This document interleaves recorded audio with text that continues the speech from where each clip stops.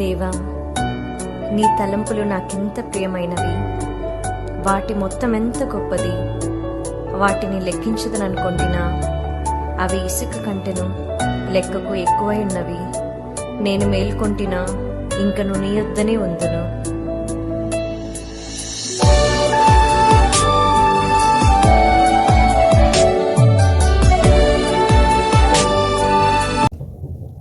అందరికీ మరణాత అందరూ బాగున్నారా? మీ అందరికీ బేతేల్ గృహం అయినటువంటి బైబిల్ మిషన్ ప్రెసిడెంట్ అయ్య తరపున, కుటుంబం తరపున వైస్ ప్రెసిడెంట్ అయ్య గారు, అలాగని మరి గవర్నరీ బాడీ మెంబర్స్ తరపున, అలాగని మరి ఇంకా జాయింట్ సెక్రటరీస్ అయ్య గారి తరపున, టోటల్గా గుంటూరు మరి హెడ్ క్వార్టర్ అయింది కనుక మనకి గుంటూరు తరపున ప్రతి ఒక్కరికి కూడా మీ పేరు చెప్పిన మీ కుటుంబాలకి నూతన సంవత్సర శుభాకాంక్షలు తెలియజేస్తూ ఉన్నాం. మరణాతండి. ఈ దినకు ఏర్పాటు చేయబడినటువంటి ధ్యాన పాఠ్య భాగం చదువుకుందాము. కీర్తనలు, దావీదు రాసిన కీర్తన 65వ కీర్తన 8వ వచనం ధ్యానం చేసుకుందామండి.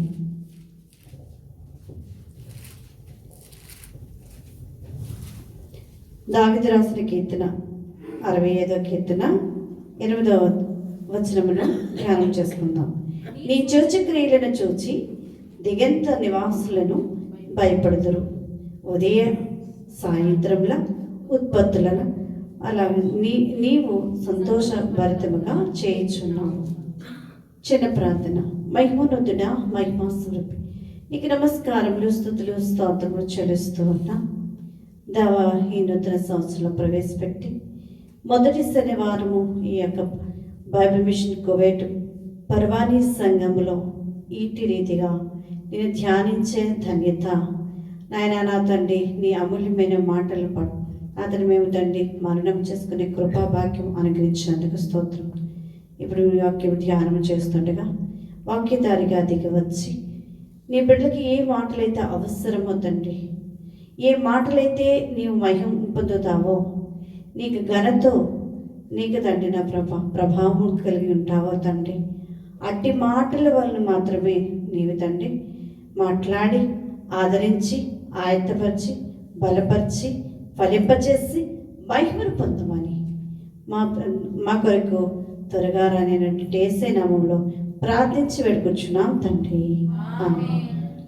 ఈ సాయం కాలమునా యేసు ప్రభుం వేడెదము, నీ సుదయా రసమల్కా నిత్యంబు మముగావు. ఈ సాయం కాలమునా యేసు ప్రభుం వేడెదము. మహిమా స్వరూపైన దేవుని సన్నిధిలో ఉన్నటువంటి ప్రియ విశ్వాసులారా, దేవరి నామంలో కృపా సమాధానములు, నూతన సంవత్సరం యొక్క శుభాతి శుభములు, అభివృద్ధిని సమృద్ధిని నేను ఆశీర్వాదములతో దేవుడు మిమ్మల్ని దీవించి భద్రపు చేయను గాక. ఆమేన్. 2024వ సంవత్సరంలోని 25వ సంవత్సరంలోనికి ప్రవేశపెట్టినటువంటి దేవునికి మహిమ కలుగును గాక. ఆమేన్. నూతన సంవత్సరంలోని ప్రవేశించినటువంటి మనము ప్రతి ఒక్కరము ఒకరము ఏమని మనము పరిచయం చేస్తూ మరి వందించుతూ ఉంటామండి. కనబడిన ప్రతి ఒక్కరికి ఏం ఉచ్చరిస్తాం మనము? Happy new year, happy new year, happy new year brother, happy new year sister, happy new year అమ్మ, హ్యాపీ న్యూ ఇయర్ తమ్ముడు, హ్యాపీ న్యూ ఇయర్ చెప్తూ ఉంటాం. కనుక ప్రియ విశ్వాసులారా, ఇలా చెప్పుకుంటూ మరి ఈ యొక్క 2025వ సంవత్సరము మరి అంతా సంతోషకరముగా మరి సంవత్సరం అంతా ఉండాలని, మరి అలాగనే ఆనందంతో ఉండాలని మనం హ్యాపీ న్యూ ఇయర్ చెప్పుకుంటూ ఉంటాం. అవునా అండి? ప్రతి ఒక్కరికి మనం ఏం కోరుకుంటాం? శ్రేయోభిలాషులుగా ఏమని కోరుకుంటామండి? అందరికీ మంచి జరగాలి, అందరూ సంతోషంగా ఉండాలి, అందరూ ఆరోగ్యంగా ఉండాలి, అందరూ ఆయురారోగ్యాలతో వర్తిల్లాలి, అలాగే నిండార్లుగా మరి ఆత్మీయంగా కూడా ఫలింపు అవ్వాలని కోరుకుంటూ సంతోషంతో మనం కరచాలము చేస్తూ ఏం చేస్తామంటే హ్యాపీ న్యూ ఇయర్ చెప్పుకుంటూ ఉంటాం. కనుక దేవుని యొక్క వాక్యము చూసినట్లయితే కీర్తనల కీర్తనలో 65వ కీర్తన 8వ వచనం చూసినట్లయితే ఒకసారి చూద్దాము. ఈ చిరుచక్రాలను చూచి భయపడుదురు, ఉదయ సాయంత్రముల ఉత్పత్తులను నీవు సంతోషభరితముగా చేయొచ్చును. ఇక్కడ సంబోధించారు ఏమని? మరి ఉదయ సాయంత్రముల ఉత్పత్తులను. మరి ఇక ఉదయం అంటే సంతోషమే, సాయంత్రము సంతోషమే. ఉదయం సంతోషంగా ఉంటాము, సాయంత్రము సంతోషంగా ఉంటాం. కనుక మరి ప్రతిసారి మన ఇంట్లో మార్నింగ్ ఉదయాన్నే లేచిన వెంటనే అందరికీ ఏం వచనం పలుకుతాము? గుడ్ మార్నింగ్ కదండి. అందరికీ గుడ్ మార్నింగ్. లేదంటే అంటే మన దైవిక సహవాసంలో మన యొక్క సంఘాలు కానీ మరి క్రైస్తవ సంఘాలు ప్రతి ఒక్కరమైతే మరి అలాగే బైబిల్ విషయంలో అయితే మనము మరి ఏమని చెప్పుకుంటాము? మన్నాత అని చెప్తాము. అలాగనే బయట ఆఫీసెస్లోనే కాదు, మనం పనిచేసే పని స్థలాల్లో మరి ఉదయాన్నే కనబడిగా ఏం చేస్తామండి? నమస్కారం. మన ఇండియాలో అయితే నమస్తే అండి, గుడ్ మార్నింగ్ అని ముందేమంటాము? నమస్తే అని చెప్తాము. అలాగే మరి అది చెప్పగానే ఉదయ సమయం కాబట్టి, ఉదయకాల సమయం కాబట్టి ఏమని చెప్తాము? సంబోధిస్తాం, గుడ్ మార్నింగ్ అండి అని చెప్తాం. వాళ్ళు అలాగే ఈవినింగ్ అనుకోండి, మరి ఆఫీస్ టైమింగ్ అయిపోతుంది, అన్నీ అయిన తర్వాత ఎండింగ్ టైంలో వెళ్ళొస్తామండి, గుడ్ ఈవినింగ్ అండి అని చెప్తాం. సాయంత్రం అయితే ఏం చెప్తాము? గుడ్ ఈవినింగ్ అని చెప్తాం. మరి మార్నింగ్ అయినా హ్యాపీ మార్నింగే, అలాగని ఈవినింగ్ అయినా హ్యాపీ ఈవినింగ్ అని ఈ వాక్యంలో చూస్తూ ఉన్నాం. ఈ వాక్యం వచ్చినప్పుడు ఏముందండి? ఉదయము సాయంత్రం ఉత్పత్తులు కూడా ఎలాంటి బట్ట? హ్యాపీవే, హ్యాపీ మార్నింగ్, హ్యాపీ ఈవినింగ్. అలానే ఈ యొక్క మరి ఈ ఈవినింగ్ అలాగే మార్నింగ్ గురించి నిత్యవంతుడైన యేసుస్వామియే కారకుడై ఉన్నారు. ఈ గుడ్ మార్నింగ్, మార్నింగ్, ఈవినింగ్ అంటే ఈ ఉత్పత్తులకు కారకులు ఎవరు? దేవుడే. ఎవరండి? యేసుస్వామియే కారకుడు. కనుక ఆయన వలన మనకి ఏం కలుగుతుందట? సంతోషము కలుగుతుంది. కనుక ఆయన ద్వారానే మన దుఃఖాలన్నీ సమాప్తమైపోతాయి. ఏమవుతాయండి? మన దుఃఖాలన్నీ సమాప్తమైపోతాయి. దేవుని వాక్యంలో వ్రాయబడింది ఏమని? సాయంకాలము ఉదయము సంతోషం కలుగ చేసేవాడు దేవుడే అని వ్రాయబడి ఉంది. కనుక అలాగుని మరి చూడండి, నాట్యం వాడేవారు, నాట్యం ఆడించేవారు కూడా దేవుడే. గోనె బట్ట తీసివేసి సంతోషముగా ఇచ్చేవాడు దేవుడై ఉన్నారు. కనుక మరి దావీదు ఏం చేశారండి? దావీదు వల్లనే నాట్యమాడి తండ్రిని స్తుతించెదము, దావీదు వల్లనే నాట్యమాడి తండ్రిని స్తుతించెదము. ఏం చేయాలండి? మరి దేవుని ఎప్పుడు ఎలా చేయాలండి? స్తుతిస్తూ ఉండాలి. మనకి జైపు రాకపోవడమే చేయమని చెప్పమని దేవదాసయ్య గారు మనకి నేర్పించి ఉన్నారు.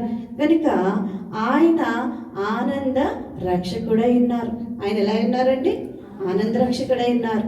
ఆనంద రక్షకుడిని నీడను మన దుఃఖములు లేని వారుగాను సంతోషము ఆయన నీడలోనే ఉండగలుగుతాం. ఈ నూతన సంవత్సరంలో ఆనంద రక్షకుని కాపుదల, మరి ఆనంద రక్షకుని సహవాసము, ఆయన తోడు మనకుంటే దుఃఖము అంటే మనకి తెలియకుండా అది జరిగిపోతూ ఉంటుంది. ఆయన తోడుంటే మనకేమీ హాని కలగదు. ఆయన తోడుంటే మన దగ్గరికి ఏదియూ రాదు. కనుక ప్రియ విశ్వాసులారా, మనకి చూసినట్లయితే బాధలేమిటో అస్సలు తెలియకుండా ఉంటుంది.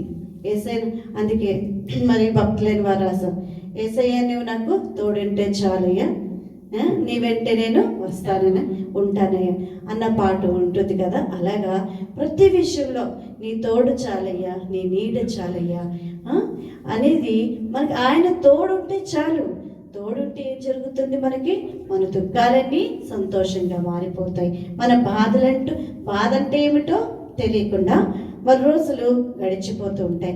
మన యొక్క జీవిత కాలమంతా ఈ నూతన సంవత్సరం అంతా సంతోషముగా ఉండగలుగుతాము. ఎందుకంటే దేవుడు మనకి తోడుగా ఉంటే చాలు అని మనం ఎప్పుడు దేవా మనం బయటికి వెళ్ళినప్పుడు ఒక చిన్న ప్రార్థన చేసుకుని వెళ్ళాలి. దేవా నువ్వు నాతో రండి, నాలో ఉండండి, నా ముందు ఉండి నన్ను నడిపించండి. ఏ ఆపద, ఏ కష్టము, ఎలాంటి దుష్ట శక్తులు కానీ ఎలాంటి శ్రమ శోధన దరికి రాకుండా నా చుట్టూ మీ కంచెను ఉంచండి అయ్యా అని ఉదయకాల సమయంలో మన పనిపాట్లకు వెళ్ళే ముందు మోకరించి ప్రార్థన చేసుకుని 7 మార్లు సిలువ గుర్తు వేసుకుని బయటికి వెళ్ళాలి.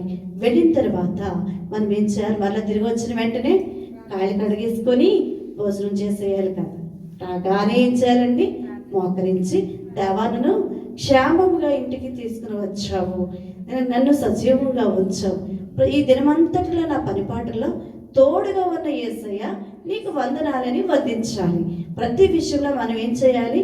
వందనములు చెల్లించాలి, స్తుతులు చెల్లించవలసిన వారమే ఉన్నాము. కనుక దేవుడు మనకు తోడుగా ఉంటే మనం ఎలాగుంటామో సంతోషముగా ఉంటాం. కనుక మరి దావీదు రాసిన కీర్తన 65వ అధ్యాయంలో 8వ వచనములో మరి ఇదే విధాలుగా వాళ్ళు వ్రాయబడి ఉంది. మరి అలాగని ఉదయకాల సాయంకాలం ఉత్పత్తులను చూడండి, నీవు సంతోషభరితముగా చేయించున్నావు అని వ్రాయబడింది. కనుక సంతోషభరితుడిగా చేయవాడు ఎవరంటే నిత్యానందమునకు కారకుడైనటువంటి వాడు యేసు స్వామి ఉన్నారు. కనుక అలాగనే ఈ యొక్క నూతన సంవత్సరంలో మన క్రీస్తు నందు మనం ఎవరైతే ఉండగలుగుతారో, క్రీస్తు నందు ఎవరైతే ఉండిన వారే ఉన్నారో వారికి నూతన సృష్టిగా మార్చబడగలరు. ఏమంటున్నారండి? మరి నూతన సృష్టిగా మార్చబడగలుగుతాము. కనుక ఎవరైతే నా యందు మరి ఉన్న ఎడల అంటే యేసుక్రీస్తు ప్రభువారి యందు ఎవరైతే నిలిచి ఉండి ఉంటారో, ఎవరైతే ప్రభువారిని హత్తుకుని ఉంటారో, ఎవరైతే కష్టం వచ్చినా, నష్టం వచ్చినా, వ్యాధి వచ్చినా, బాధ వచ్చినా, ఎలాంటి సమయంలోనైనా సరే ప్రభువారిని హత్తుకుని ఉంటామో అప్పుడు మనం ఎలా మారిపోతామంట? నూతన సృష్టిగా మారిపోతాము. కనుక మరి వాక్య గ్రంథంలో మరి లేఖనంలో చూసినట్లయితే మరి 2 కొరింథీయులకు రాసిన పత్రిక మరి 5వ అధ్యాయము 15వ వచనంలో చూసినట్లయితే 2 కొరింథీ 5వ అధ్యాయము 15వ వచనం చూసినట్లయితే సహకరించండి.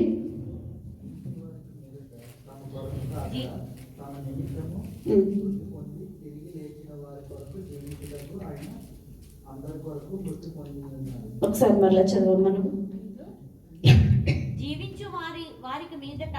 జీవించు వారి మీదట తమ కొరకు కాక తమ నిమిత్తము మృతి పొంది తిరిగి లేచిన వారి కొరకే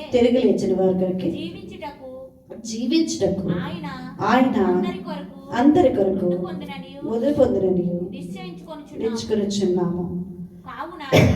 కావున ఇక మీదట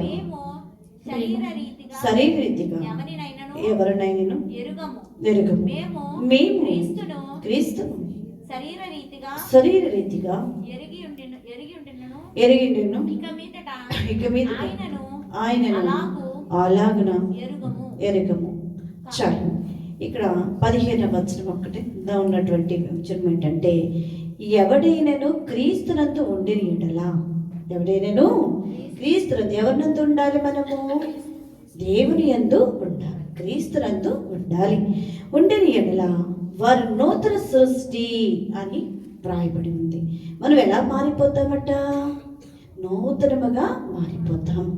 ఆయనతో ఉంటేనే, ఆయన మనలో ఉంటేనే, మనం ఆయనతో పెనవేసుకొని నడిస్తేనే, ఆయన ఆజ్ఞలకు మనము లోబడి జీవిస్తేనే మనం ఎలా మారిపోతాము? ప్రభువుల నీలా మరి ప్రేమించేది ఎవరయ్యా అని ఒక పాట ఉంటుంది. ఆయనలా ప్రేమించేది ఎవరున్నారు చెప్పండి? నీలా ప్రేమించేది ఎవరయ్యా? ఆయనలో ఎవ్వరులా ప్రేమించలేరు. ఆయన ప్రేమలో కపటము ఉండదు కనుక మరి ఆయనతో ఎవరైతే పెనవేసుకుని ఉంటామో వారు ఎలా మారిపోతామట? నూతనమా సృష్టిగా మారిపోతాం. కనుక అందుకే వాక్యంలో రాయబడింది, పాతవి గతించెను, ఇదిగో కొత్త ఆయనని వ్రాయబడి ఉంది. ఎవరైతే క్రీస్తునందు ఉంటారో వారు నూతన సృష్టిగా మారబడతారు. దేవుని వాక్యంలో చూచినప్పుడు సౌలు దేవుని సన్నిధిలోనికి వచ్చినప్పుడు పౌలు గారట మార్చబడ్డారా లేదండి? మార్చబడ్డారు. ఎందుకంటే దేవుని సన్నిధితో మనం ఆటలు ఆడుకోకూడదు. దేవుని సన్నిధి అంటే అగ్ని. ఆ అగ్నితో నిజమే, ఆ అగ్ని ఒడిలో వేసుకుంటే చల్లగా ఉంటుందా? హాయిగా ఉంటుందా? ఎలా ఏమవుతుంది? కాలిపోతుంది. కనుక దేవుని సన్నిధితో మనము ఆటలాడుకోకూడదు. మరి దేవుని సన్నిధిలో మనం ఉన్నప్పుడు వెటకారములు చేయకూడదు. మనము మరి మనకున్నటువంటి బాడీ ప్రకారంగా మాట్లాడకూడదు. ఎంతో దైవ భక్తితో చిత్తశుద్ధితో మనం దేవుని పని చేయవలసిన వారమే అన్నాం. మరి ఈ యొక్క సౌలు గారు ఎంత వ్యతిరేకండి? దేవునికి వ్యతిరేక కాదా? మరి దేవుని పట్టుకున్నాడు గనుక, దేవుని పట్టుకున్నప్పుడు మరి దేవుడు కూడా ఎవరిని పట్టుకున్నారు? సౌలు గారిని పట్టుకున్నారు కాబట్టి ఎలా మార్చబడ్డాడండి? నూతనముగా మార్చబడ్డాడు. మరి పౌలు గారు ఏం చేసేవారట? ఆయన ఎలాంటి వాడు? దోషకుడు, హింసకుడు. ఆయన పౌలు యేసుక్రీస్తు సన్నిధిలో క్రీస్తునందు ఉన్నందున పౌలు గారు మార్చబడట మనము చూడగలుగుతాం.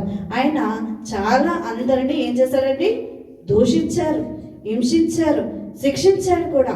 అలాంటి వారిని సౌలా నన్ను ఎలా హింసిస్తున్నా అని, నిజమే ప్రియ విశ్వాసి, నీవు నీ మాటల ద్వారా దేవుని గాయపరుస్తున్నావేమో, నీ ప్రవర్తన ద్వారా దేవుని మరి గాయపరుస్తున్నావేమో, నీ మాదిరి వల్ల దేవుని గాయపడుతున్నారేమో. ఒక్కసారి ఏ రోజుకి ఆ రోజు పరిశీలన చేసుకోవాల్సిన వారమే విన్నాం. మన యొక్క క్రియలు, మాటలు, చూపు, నడక, అంతరంగంలో ఉన్న తలంపులు కూడా ఎలా ఉండాలి?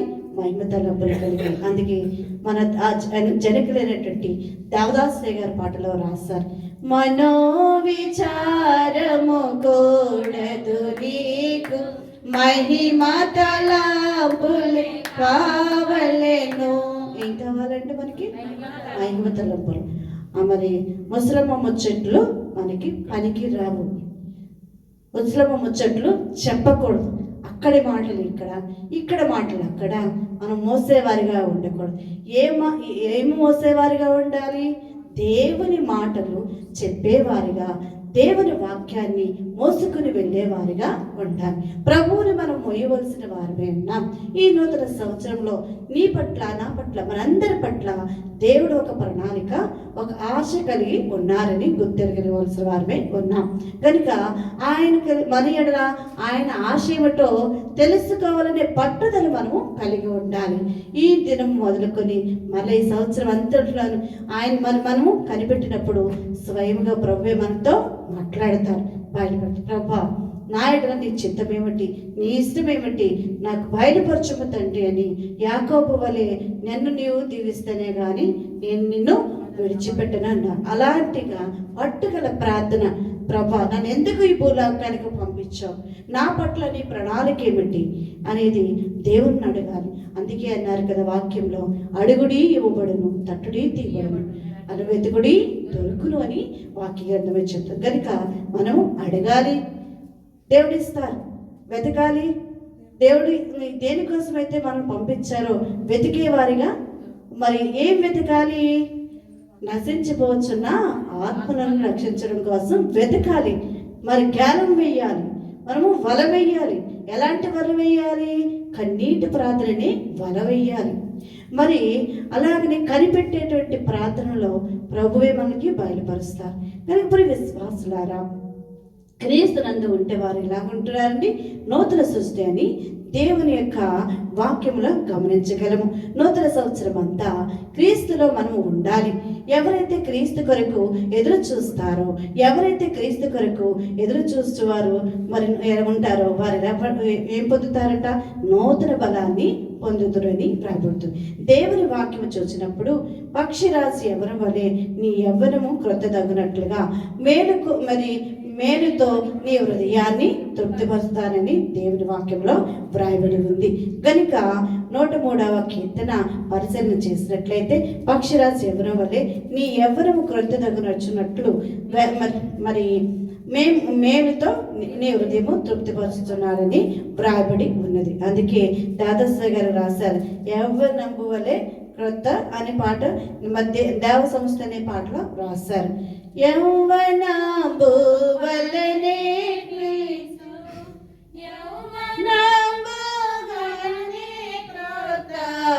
యవ్వనంబై వెలయునట్లుగా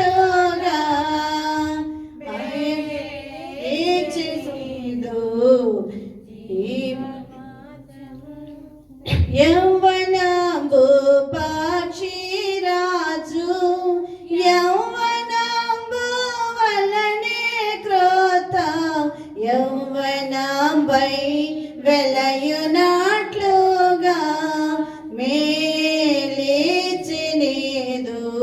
భావమున్ సంతోషిపరచునుగా ఆ కారణముచే దేవ సంస్తుతి చేయవే మనసా. ఏం చేస్తారట? నూతన సంవత్సరం అంతా మన యొక్క నూతన హృదయమును మనము నూతన హృదయమును నూతన స్వభావమును కలిగి ఉండాలి. ఎలా ఉండాలంటే మనము ఈ సంవత్సరం అంతా ఎలా ఉండాలి? నూతన హృదయమును కలిగి ఉండాలి, నూతన స్వభావాన్ని కలిగి ఉండాలి, నూతన హృదయాన్ని కలిగి ఉండాలి. మరి కలిగినటువంటి మన పట్ల దేవుడే మన యొక్క హృదయాలను తృప్తిపరచువాడై ఉన్నారు. దేవుని యొక్క వాక్యంలో వ్రాయబడింది, ఈ నూతన సంవత్సరంలో క్రొత్త ద్రాక్షారసము త్రాగాలి, మరి క్రొత్త ద్రాక్షారసముతో నింపబడాలని దేవుని వాక్యంలో చూసినప్పుడు లూకాసు సువార్త 5వ అధ్యాయము 37వ వచనంలో వ్రాయబడి ఉంటుంది. పాత తిత్తులలో కొత్త ద్రాక్షారసము పోయకూడదని వ్రాయబడి ఉంటుంది. కనుక ఇంటికి వెళ్ళి చదవండి ఆ యొక్క వచనములు. ఇక్కడ కొత్త ద్రాక్షారసమే తిత్తుల్లో కొత్త ద్రాక్షారసం తిత్తుల్లో ఏమేయాలి?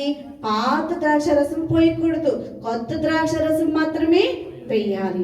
కొత్త ద్రాక్షారసం పోస్తే తిత్తులు పగిలిపోకుండా ఉంటాయి. మరి కొత్త ద్రాక్షారసంలో పాత ద్రాక్షారసమును పోస్తే తిత్తులు ఏమైపోతాయండి? పిగిలిపోవును. పాత బట్ట గట్ట కొత్త బట్ట మాసుకు వేస్తే అందంగా కనిపిస్తుందా? కనిపించదు. నూతన సంవత్సరం అని ఉవ్విళ్ళాడిపోతూ మనం ఎంతో చాలా సంతోషంతో ప్రతిదీ కూడా ఆర్భాటం చేస్తూ ఉంటాం. ఈ ఆర్భాటము అంతరంగముగా ఆత్మీయముగా మరి ఆ యొక్క ఆర్భాటం కలిగి ఉండాలి. మనము ఆత్మీయంగా ఫలింపాలి అంటే మనం చాలా ఎంతో దేవుని సన్నిధిలో గడపవలసిన వారమే ఉన్నాం.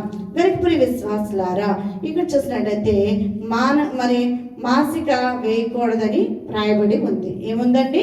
మాసం. మన పాత జీవితాన్ని ఉంచుకొని పై మెరుగులు దిద్దుకొని మనం ఎంతో భక్తిగా కనబడము దేవునికి మహిమ కాదు. కనుక మనలో ఉన్న పాత జీవితాన్నంతటిని తీసివేసుకోవాలి, కడిగి వేసుకోవాలి. ఆయన పరిశుద్ధతో మనము నింపబడాలి. కనుక పాత బట్టకు కొత్త బట్టకు మాస్కి వేస్తే ఆ బట్ట ఏమవుతుందండి? పిగిలిపోతుంది. ఏమవుతుంది? పగిలిపోతుంది, చిరిగిపోతుంది, లేక చిరిగిపోను. కనుక విశ్వాసులారా, ఈ యొక్క వాక్యంలో పాత బట్టకి మరి ఇక్కడ చూసినట్లయితే కొత్త బట్ట వేస్తే మరి పిగిలిపోతుందని మరి రాయబడి ఉంది. అందుకే నూతన సంవత్సరంలో నూతన సృష్టిగా మార్చబడకుండా కొత్తదైనటువంటి ద్రాక్షారసము మరి లేక కొత్తదైన జీవితము అనుభవించాలంటే క్రొత్త తలాంతులతో వరములతో దేవుని యొక్క దివ్య లక్షణములతో నింపబడాలి అంటే ముందుగా మనం ఏం చేయాలి? పాత జీవితాన్ని మార్చుకోవాలి. పాత జీవితాన్ని విడిచిపెట్టాలి. పాత జీవితాన్ని మార్చబడాలి. ఈ యొక్క పాత తిత్తులు కొత్త తిత్తులుగా మార్చబడాలి. ఈ పాత తిత్తులు కొత్త బట్టగా మార్చబడాలి. అలాగనే పాత బట్ట కొత్త బట్టగా మార్చబడకుండా కొత్త బట్టతో మాసుకు వేసుకుంటే ఆ యొక్క బట్ట పిగిలిపోవును లేక చెరిగిపోవును. కనుక నూతన సంవత్సరంలో నూతన ఆశీర్వాదములు, నూతన దీవెనలు కోరుకునుచున్నారా? కోరుకోకుండా ఉంటామా అండి? మనము ఆశీర్వాదాలు కావాలి, ఆశీర్వాదాలు ఇవ్వలేదంటే, ఆశీర్వాదం లేదంటేనే చాలా బాధ వస్తుంది. కనుక ఎవరైతే నాకు ఆశీర్వాదం కావాలని కోరుకుంటున్నారో, నూతన అంతస్తు కావాలని కోరుకుంటున్నారో, నూతన అంతస్తు నాకు కావాలి ప్రభువా, నూతన ఆశీర్వాదం నాకు ఇవ్వండి ప్రభువా, నాకు దయచేయండి ప్రభువా, ఎవరైతే మనందరం కోరుకుంటుంటాం, ఇంకా కోరుకున్న వారికి ఎలా అడగాలో తెలియని వారు కూడా ఉంటారు. కనుక ఎవరైతే వారు కోరుకుంటున్నారో నూతన బలము కావాలా, అలాగే ముందు మనం నూతనముగా మార్చబడాలా? ఏం చేయాలండి? నూతన ఆశీర్వాదం ముందు కావాలా, నూతనముగా మార్చబడడం కావాలా? నూతనముగా ముందు మనము మార్చబడాలి. నూతనముగా మార్చబడాలి అంటే మరి నూతనపరచబడాలంటే హృదయము కావాలి. ఏం కావాలి? ఏం మార్చబడాలి? హృదయము మార్చాలి. ఈ నూతనముగా మార్చబడాలి అంటే హృదయము కావాలి, నూతన స్వభావం కావాలి, మన క్రీస్తునందు ఉండాలి. క్రీస్తునందు ఉన్న ఎడల వారు ఎలా మారగలుగుతున్నారు? నూతన సృష్టిగా మారుతున్నారు.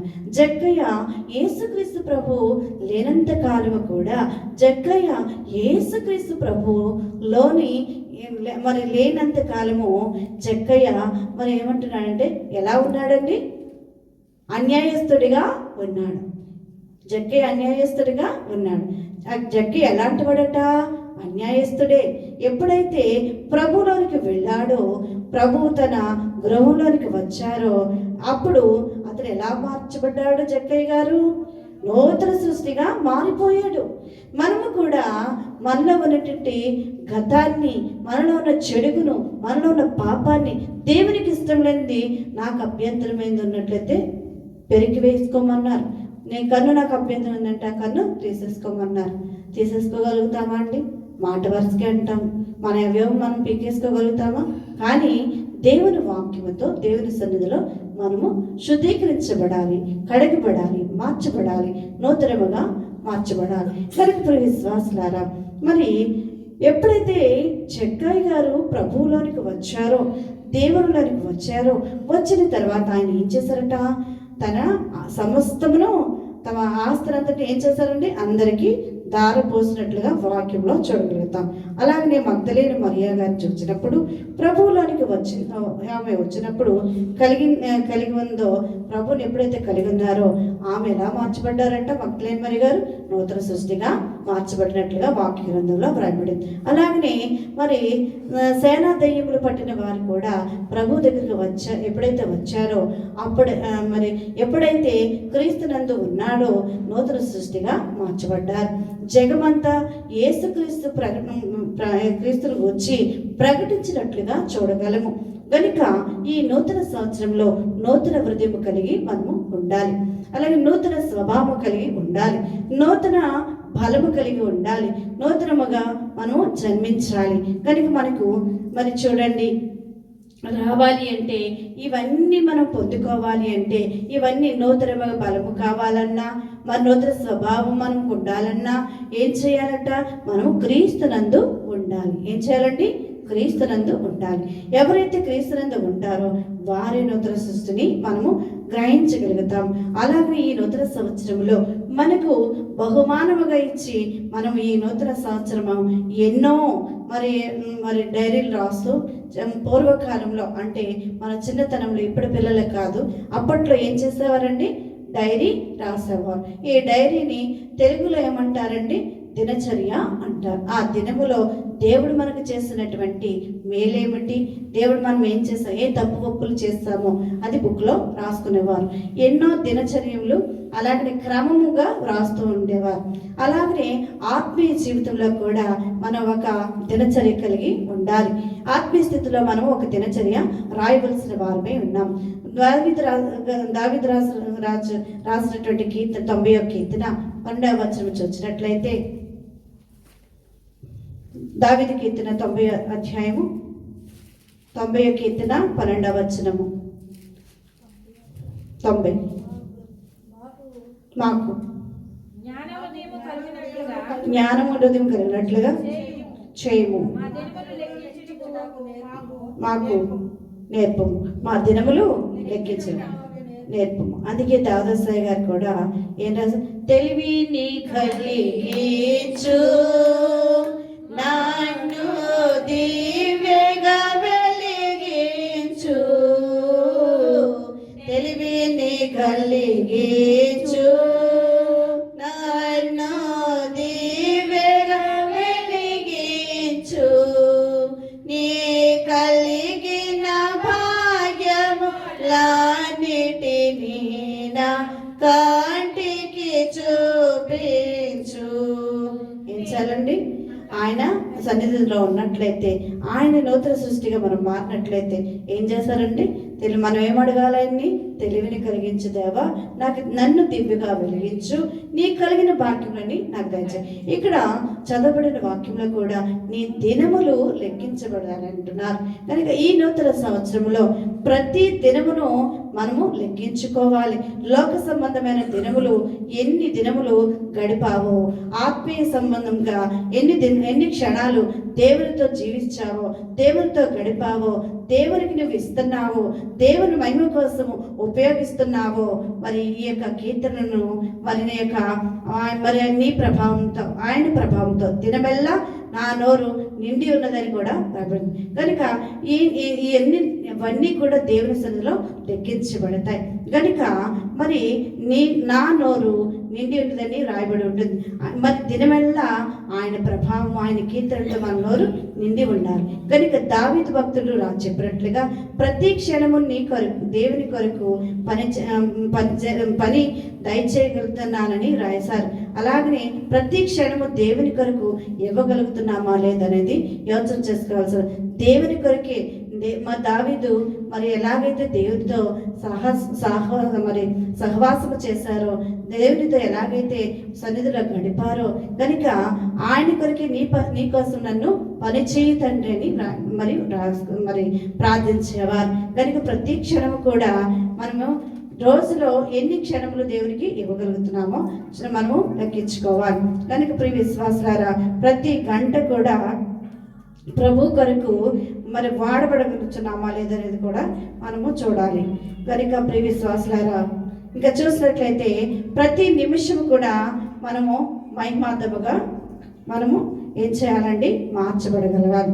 మరి మనం మారగలుగుతున్నామా లేదా యోచన పరిశీలన చేసుకోవాలి. అందుకే దేవదాసయ్య గారు ఒక పాటలా వ్రాస్తారు, తనువు నాదిదిగో దినములు మరి మరి తను అన్నట్టు పాటలో రాశారు, దినములు క్షణములని రాయబడింది. అలాగే కనుక ఈ ప్రతి నిమిషము, ప్రతి క్షణము, ప్రతి గంట, ప్రతి సెకండ్ కూడా ప్రభు కొరకు ఉపయోగించాలి. ఆలయంలో పూజించు వారందరినీ లెక్కింపబడినని ప్రకటన గ్రంథము 11వ అధ్యాయం 1వ వచనంలో రాయబడింది. ఆలయంలోకి ఎందరైతే వస్తారో అవన్నీ ఎవరు లెక్కిస్తారండి? దేవుడు లెక్కిస్తారు. ప్రతి క్షణము దేవుని కొరకు వాడబడాలి. ప్రతి క్షణం దేని కొరకు వాడబడాలండి? దేవుని కొరకు వాడబడాలి. ప్రతి నిమిషము దేవుణ్ణి పూజించాలి.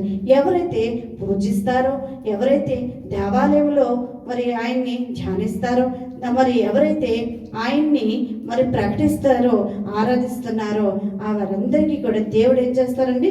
లెక్క పెడతారు. దేవుడు ఏం చేస్తారండి? మనం ఏమి చేస్తాం? మనం ఒక్కొక్కసారి అనుకుంటాం, మనము ఏం చేసినా పర్వాలేదు, ఎవరు చూస్తున్నారే అన్న ధీమాతో చాలామంది ఉంటారు. కానీ అవన్నీ ఎవరు చూస్తున్నారండి?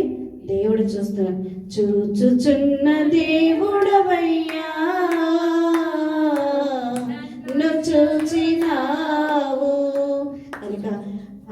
అవన్నీ ఎవరు చూస్తారు? దేవుడు చూస్తారు. కనుక నీ ప్రతి నీ నీడ కూడా ఎవరు చూస్తున్నారు? దేవుడు చూస్తున్నారు. కనుక ఎన్ని మార్లు మోకరిస్తున్నావు, ఎన్ని మార్లు స్తుతిస్తున్నావు, ఆ దేవునికి లెక్కే. ప్రతిదీ లెక్కే, అన్నీ కూడా లెక్కే. దావీదు మరి దినమున గట ఎన్నిసార్లు చేశారని 3 మార్లు ప్రార్థించి 7 మార్లు స్తుతులు చేసినట్లుగా వాక్యంలో చూడగలము.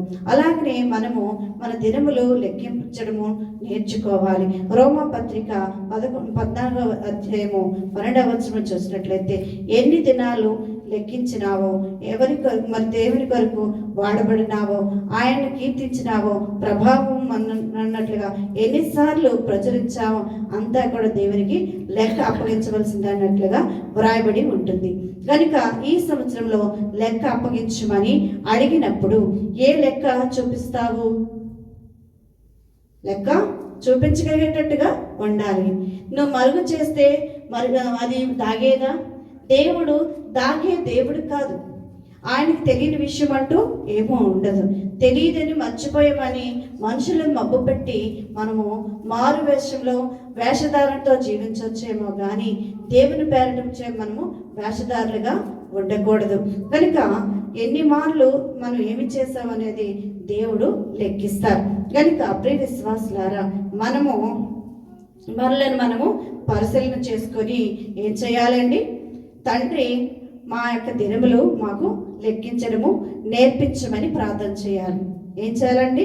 మా దినాలను, మా క్షణాలను, మా యొక్క సెకన్ను, ప్రతి రోజులో ఎన్ని నిమిషములు నేను నీకు సమీపంగా ఉన్నాను, ప్రతి క్షణం కూడా ప్రభు కొరకు వాడవలసిన వారమై ఉన్నాం. మనము నేర్చుకోవాలి. ఏమనంటే, దేవా మా దినములు, తండ్రి మా దినములు మాకు లెక్కించడము నేర్పించు అయ్యా అని మనం బ్రతుకులాడుకోవాల్సిన వారమై ఉన్నాం. కనుక ప్రియ విశ్వాసులారా, మరి తనువు నాదిదిగో అనే పాటలో వ్రాయబడినట్లుగా మన దినములు ఎన్ని ఆయన కొరకు వాడబడాలి. మరి దినములు క్షణములు అనేది వ్రాయబడింది. ఆయన కొరకే మనము వాడబడాలి, ఆయన కొరకే మనము పాడాలి, ఆయన కొరకే మనము చెప్పాలి, ఆయన కొరకే మనం చాటించాలి. కనుక మనకి అప్పగించిన పనిని తుదుముట్టించే వరకు ముందుకు కొనసాగించవలసిన వారమే విన్నాం. ప్రియ విశ్వాసులారా, ఇంక చూసినట్టే నిత్యము కూడా వారి కొరకు, దేవుని కొరకు వాడబడాలి. మనం ఎవరి కోసం వాడబడాలండి? ఆమె మహిమపరచడం కోసము మనము పని చేయాలి. కనుక ప్రియ విశ్వాసులారా, మన చేతులు, మన పాదములు, మన కాళ్ళు, మన తనువు అంతా కూడా ప్రభు వారి కొరకే, ఆయన కొరకే మనము వాడబడాలి. అందుకే అంటారు, నా చేతులు ఇవిగో, నా కాళ్ళు ఇవో, తనువు నాది ఇదిగో అనే పాటలో వ్రాయబడుతుంది. కనుక తనువు అనగా మన మనసు, హృదయము ఆయన కొరకు వాడబడాలి. కనుక ప్రియ విశ్వాసులారా, అదే విధముగా వాడబడినప్పుడు మనకి మహానందము కలుగుతుంది. ఏమవుతుందండి? మహానందము కలుగుతుంది, మహా సంతోషము కలుగుతుంది. కనుక ప్రియ విశ్వాసులారా, అందుకే మరి భక్తులైన వారు రాశారు, మరి ఆనందకరమైంది జీవితం అనేది దాదాసాయి గారు రాశారు. ఎంతో ఆనందకరమైందని. ఎప్పుడు ఆనందకరం అవుతుందంటే ఆయనతో మనం సహవాసము చేసినప్పుడు, ఆయన చిత్తాన్ని మనం నెరవేర్చినప్పుడు, మరి ఆయనకి లోబడి మనం జీవించినప్పుడు ఆనందకరమైన జీవితాన్ని మనము అనుభవిస్తాం. ప్రియ విశ్వాసులారా, ఈ యొక్క నూతన సంవత్సరం అంతా మరి హ్యాపీ న్యూ ఇయర్గా మార్చబడుతుంది. ఎప్పుడైతే ఆయన కొరకు మనం పని చేస్తామో, మన ఈ సంవత్సరం అంతా మన జీవితం ఎలా మార్చబడుతుందండి? హ్యాపీ న్యూ ఇయర్గా మార్చబడుతుంది. ఏ ఉదయము దేవుని స్తుతిస్తావో ఆ ఉదయము హ్యాపీ మార్నింగ్గా మార్చబడుతుంది. నువ్వు లేవగానే ఎవరిని ప్రార్థిస్తావో, ఏమని ప్రార్థిస్తావో, ఎవరిని స్తుతిస్తావో ఆ రోజు దేవుని స్తుతించడం వల్ల ఆ రోజంతా ఏమవుతుందండి? హ్యాపీ మార్నింగ్గా మార్చబడుతుంది. ఏ సాయంత్రము దేవుని మహిమపరుస్తావో ఆ సాయంకాలము హ్యాపీ ఈవినింగ్గా మార్చబడుతుంది. కనుక అలాగనే మన జీవితంలో ప్రతి మార్నింగు, ప్రతి ఈవినింగు, ప్రతి ఉదయము, ప్రతి సాయంత్రము మరి సంతోషముగా మార్చబడి ప్రభువును మరి స్తుతించేటువంటి ధన్యత పరలోకపు తండ్రి మనెల్లరికూ ప్రసాదించునుగాక. ఆమేన్. చిన్న ప్రార్థన చేసుకున్నాం. మహిమోన్నతుడా, మహిమాసురుడు, ఇక నమస్కారములు, స్తుతులు, స్తోత్రములు చెల్లిస్తున్నాం. ఇదిగో ప్రభా, ఇంతవరకు ఆయన వాక్యదారిగా దిగవచ్చి అవసరమైన మాటలతో వారి హృదయాన్ని నింపి అతన్ని ఫలింపచేసి ఉన్నావని, ఆయన హెచ్చరించి ఉన్నావని, ఆయన మాట్లాడి ఉన్నావని నాయన తండ్రి స్తుతిస్తూ మిమ్మల్ని వందిస్తున్నాం తండ్రి. దినరాని అల్పురాలు నన్ను మరుగుపరిచి ఇంతవరకు ప్రభా పరలోక సమూహమాన మధ్యలో నివాసం వచ్చినట్లు సంచరినట్లు చేసి నా తండ్రి నీవే తండ్రి స్వయంగా దిగివచ్చి మాట్లాడిన నీ అమూల్యమైన పలుకుల నిమిత్తమే వందించుకునిచున్నాము తండ్రి. నీకు స్తోత్రం. నేను విన్న మాటలను ప్రభా నాయన నీ వాక్ జీవజలపు ఓటులను ప్రభా ప్రతి హృదయంలో తండ్రి ఫలించినట్లు సహాయం చేయండి. ఈ యొక్క అమూల్యమైన మాటలు సాతాను ఎత్తుకుపోకుండా నా తండ్రి మంచి నిలబడిన ఈ విత్తనం వల్ల ఫలించడానికి సహాయం చేయండి. ఒక్కడవని వడలిపోవద్దు. నీ ప్రక్కన అనేకులు ఉన్నారన్నావయ్యా. ఇదిగో ఈ స్థలమందు నీవు ఉన్నావు. అనేకులు తోడుకుని వచ్చుచున్న తండ్రి నీకే స్తోత్రమును స్తుతిస్తూ ఇదిగో ఎంతవరకు తండ్రి బోధకుడిగా దిగివచ్చి వడ్డనిగత్తగా దిగివచ్చి వడ్డించినటువంటి యేసయ్య నామంలో ప్రార్థించి వేడుకుంటున్నాం తండ్రి. ఆమేన్. మరణార్థం